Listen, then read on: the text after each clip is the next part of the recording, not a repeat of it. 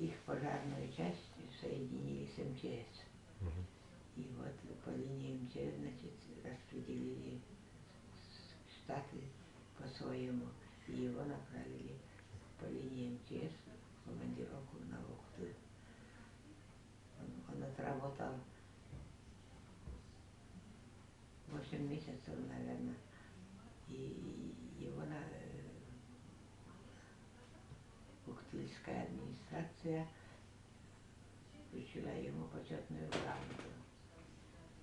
Здесь он работал вроде хорошо и всюду успевал, но Пискунов что-то не. Ну, все понятно.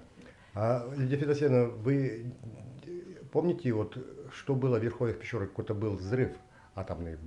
Был там взрыв, и люди болели или нет? Болели. Люди-то, видимо, позже Облучились? начали болеть.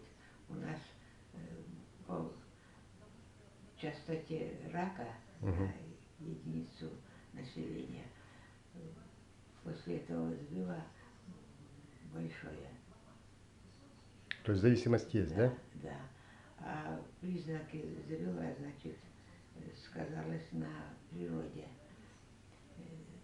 Там, значит, стали видеть окрашенных в белый цвет лосей. Мгм. Это уже научные сотрудники заповедника это говорили. Вот.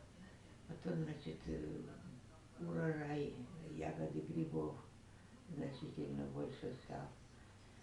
Но это тоже, по-видимому, под влиянием радиации. А заболеваний в районе стало больше каких? Онко, Онкологических, да? да, да. А как вы думаете, сейчас это и сказывается еще или нет? Вообще срок еще не прошел. Там, значит,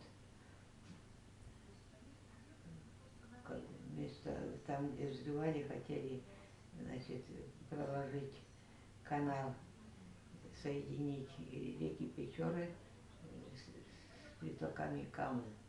Мгм. Вот. В этом плане все это делалось. Но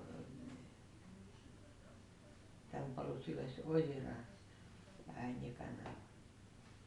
До сих пор пишут, что там, в общем, последствия на природу сказались. Спасибо.